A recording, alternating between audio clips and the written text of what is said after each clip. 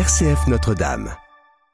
Bonjour à tous, notre invité aujourd'hui, c'est Charles Bilas. Bonjour Charles Bilas. Bonjour Philippe. Alors Charles Bilas, si on parcourt votre biographie, on est tout de suite saisi par la densité et sa richesse. Vous êtes nouvel-orbassien, maire adjoint au patrimoine et à la culture, mais vous êtes aussi peintre, écrivain, romancier, historien, architecte, enseignant. Vous vous produisez en France et à l'étranger, aussi bien dans les salons et les galeries que les revues, la radio. Et votre histoire débute à Tunis. Alors, Charles Bilas, en quelques phrases, est-ce que vous pourriez nous éclairer sur un parcours si particulier quand même ? Alors, j'ai bénéficié d'une double formation d'architecte et aussi d'artiste peintre. Ce sont les deux passions de ma vie. Depuis plusieurs années, je me suis orienté, en ce qui concerne l'architecture, sur l'écriture de livres consacrés au patrimoine architectural, notamment le patrimoine du XXe siècle. Aussi bien en France qu'à l'étranger, j'ai réalisé en 2010 un important livre sur la ville de Tunis avec le photographe Thomas Billange, avec lequel j'ai le plaisir de travailler depuis maintenant 28 ans. Nous publions régulièrement des ouvrages sur le patrimoine architectural. Et la peinture ? La peinture, je mène de front la peinture, qui est pour moi une passion très précoce, puisque j'ai commencé à peindre, je devais avoir à peu près 15 ans. Et c'est la peinture d'ailleurs qui m'a un peu amené à venir à Orbey et à quitter Paris pour avoir à la fois plus d'espace et plus, je dirais, de sérénité pour créer. C'est à cette occasion que nos liens avec Alexandre Pia, le maire, se sont resserrés et qu'Alexandre m'a ensuite proposé de rejoindre l'équipe municipale et d'accepter ce poste d'adjoint au patrimoine et à la culture. Mais est-ce que au-delà de la peinture et de l'espace, vous êtes particulièrement attaché à la ruralité ? Je m'y suis attaché. Si vous voulez, je ne vais pas entrer dans le détail des hasards qui m'ont fait choisir Orbey plutôt qu'une autre région. Mais le monde rural était un monde très nouveau pour moi, puisque j'ai vécu toute ma vie dans des grandes villes, essentiellement Nice et Paris. Et ce monde a été une véritable découverte, si vous voulez. C'était une immersion dans une réalité autre que celle que j'avais connue jusque-là. Et il a fallu un certain temps d'adaptation, mais je trouve que les questionnements que pose le monde rural sont assez passionnants, notamment l'accès à la connaissance, à la culture, qui est tout à fait différente que dans les grandes villes où les gens ont l'occasion d'aller entendre des concerts, voir des expositions, aller au théâtre, chance qui n'est pas donnée, si vous voulez, aux habitants des régions rurales. Et c'est un peu la mission que je voudrais modestement me donner, c'est de permettre aux gens qui habitent la campagne d'avoir accès à une culture de qualité, parce qu'il n'y a aucune raison que ce ne soit pas le cas. Donc je vais m'employer à faire en sorte que des manifestations aussi bien musicales que artistiques de qualité puissent pénétrer dans nos régions rurales. Alors comment vous concevez précisément cette mission et quelles sont vos ambitions, vos idées, vos projets précis ?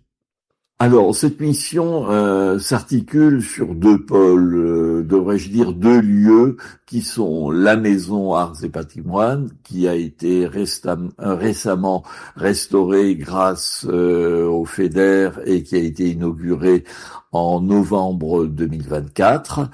D'autre part, l'autre pôle, évidemment, notre superbe église abbatiale Saint-Pierre, dont j'ai la charge du chantier de restauration, par ailleurs, étant donné ma qualité d'architecte, et qui est un écrin magnifique où je souhaite développer une politique de concert de qualité, une politique cohérente dans l'avenir à partir de la saison 2027. Mais vos objectifs sont bien sûr de contribuer le plus largement possible au rayonnement culturel d'Orbey, mais est-ce que vous ambitionnez aussi de proposer une culture plus vivante, plus participative des habitants, des jeunes et des proches voisins d'Orbey?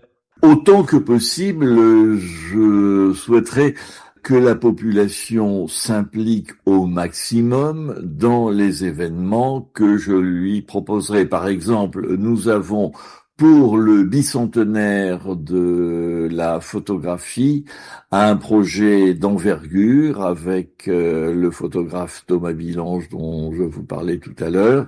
Une première exposition est prévue en septembre 2026 pour les Journées du patrimoine. Cette exposition s'intitulera Pays d'Orbey.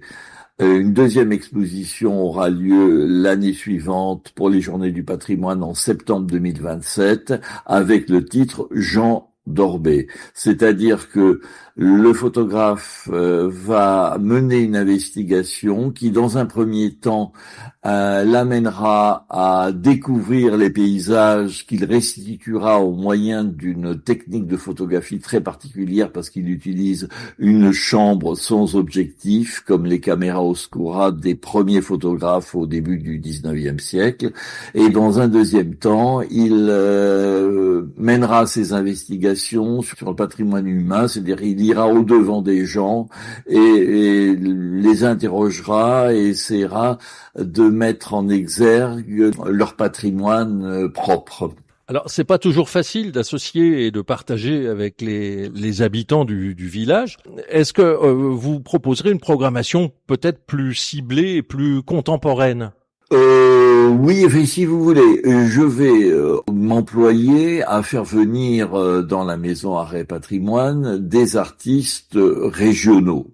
Et ce qui me permettra de prouver qu'il existe dans nos régions des artistes de grand talent, et ça me permettra de faire rencontrer ces artistes et la population locale d'Orbey. Mais quand je parle de la population d'Orbey, il faut bien savoir que les outils que sont la maison Arrêt Patrimoine et l'abbatiale Saint-Pierre bénéficient aux gens de toute la région et pas seulement aux Orbasiens, c'est-à-dire que les gens habitant toute la périphérie jusqu'à Épernay ou à Reims peuvent très bien venir se joindre à nous pour ces manifestations.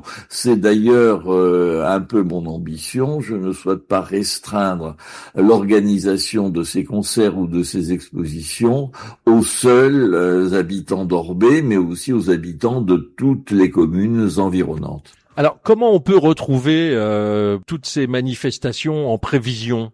Il y a une application qui s'appelle Panneau Pocket que nous mettons à jour très régulièrement et dans laquelle sont indiquées toutes les manifestations à venir. Il y a un site, alors la ville, le village d'Orbey dispose d'un site internet sur lequel nous mettons également à jour les manifestations qui sont prévues au cours des mois et des semaines. Et j'imagine qu'on peut aussi vous joindre directement à la mairie.